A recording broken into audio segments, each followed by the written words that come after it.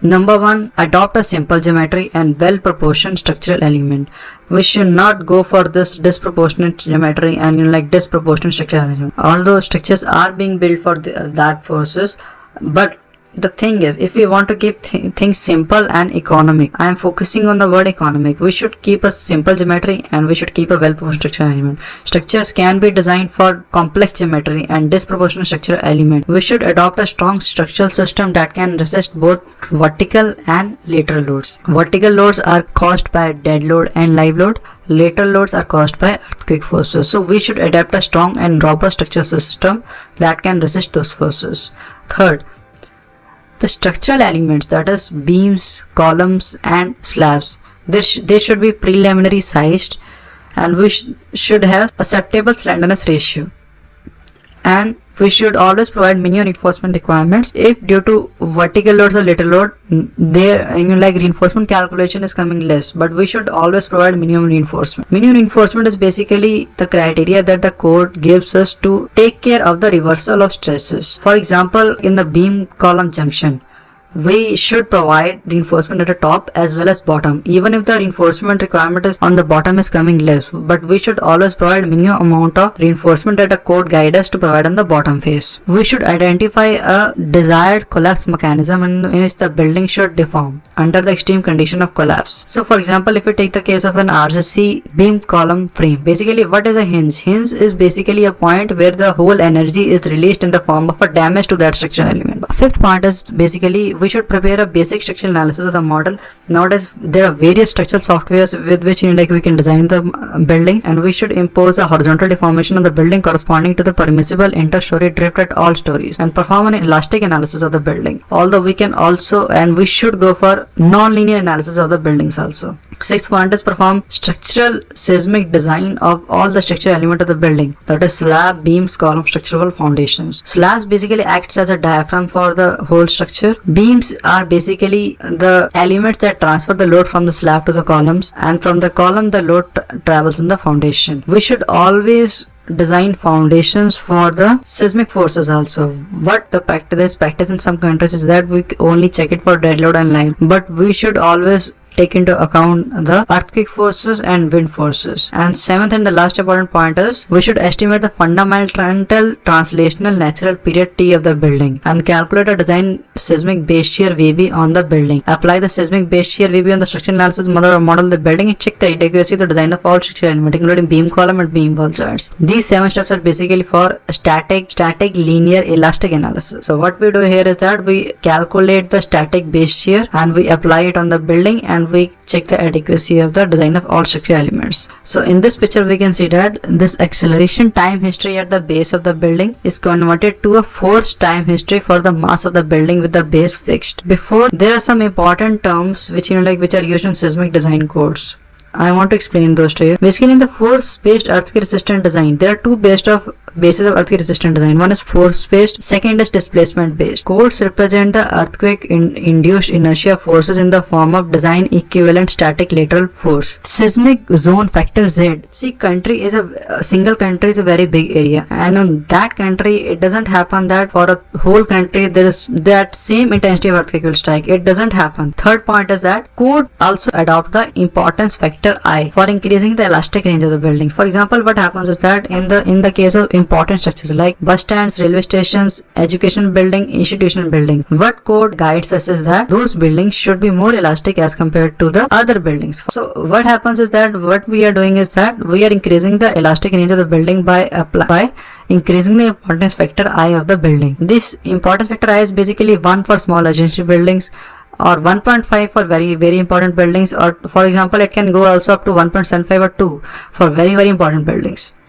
So the net shaking of the building is a combined effect of the energy carried by the earthquake at different frequencies and natural period of the building. So that is denoted by the SA by G factor, that is structural flexibility factor. After that, response reduction factor R, that is the most important criteria that a structural engineer has to keep in mind.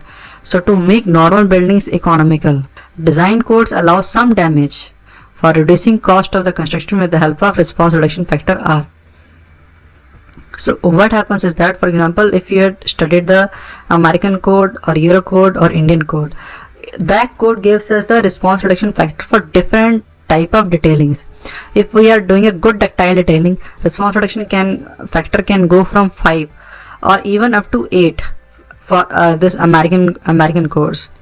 And if we are doing a poor ductile detailing, that is, we are doing ordinary, like OMR, ordinary moment resisting frame, so in that case response reduction factor R is 3 or maybe it can go up to 2. If we are decreasing the response reduction factor, ductility is also decreasing. If we are increasing the response reduction factor, ductility is also increasing, that is, we are allowing more damage, making the structure more ductile. There are two type of characteristics of a building. One is static characteristics and one is dynamic characteristics. Doing the work in offices or when we are doing the work professionally, we should not only restrict to the static analysis. We should take into consideration the fact of dynamic analysis. And when we say dynamic analysis, there are two things that comes in the mind of structural engineer. One is the mode of oscillation and other is a damping. So mode of oscillation is basically defined by the associated natural period and deformed shape in which it oscillates. So natural period of the building, this is the same equation that we had studied in our school for a simple pendulum. If a pendulum sways of a mass m and k, that is its stiffness, the time period is basically t equal to 2 pi under root of m upon k. So it is basically an inherent property of a building controlled by its mass and stiffness k.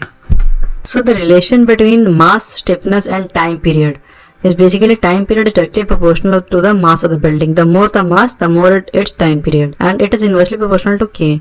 That is, the lesser the stiffness and the more its time period. Obviously, if the stiffness is less, the building will sway more, and if the building is sway more, the time period of the building will be more. So heavy and flexible buildings have larger natural period than the lighter and stiff buildings. So frequency, what is basically frequency? Frequency is just a reciprocal of time period. That is F equal to 1 upon T. Its unit is Hertz. So building offer least resistance when shaken to its natural frequency. What is basically, we should always remember that in all the codes, in almost all the country codes that I had read, we always most of the time deals with the time period of structure. We rarely deals with the frequency of the structure, other than when we are considering the resonance criteria. Can the building show resonance? The frequency of the earthquake and the frequency of the building can match.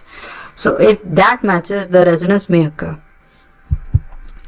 So why resonance occur? Resonance will only occur in a building only if the frequency at which the ground shakes is near to the natural frequency of the building and applied over an extended period of time. Then that resonance will occur. But it always occur very, very rarely. Because ground motion contains a set of frequencies that are continuously and randomly changing very fast. So this is the most important point why resonance occur very rarely. Because the criteria or the frequency with which the ground is shaking is randomly changing, and that change is also changing very, very fast. So there is no guarantee that the ground shaking contains the same frequency, and that to close the natural frequency of the building throughout or even for a sustained duration. In extreme case, even if that frequency matches, in the next very moment that frequency continuously change. And second, the small duration for which the ground shaking occurs at frequency close to the natural frequency of the building is insufficient to build resonance conditions in most cases of the usual ground motions. This is a very important slide that user needs to understand why resonance very, very rarely occur in the structures. Although there are earthquakes in which that unluckily that resonance have been experienced. This 1985 Mexico City earthquakes.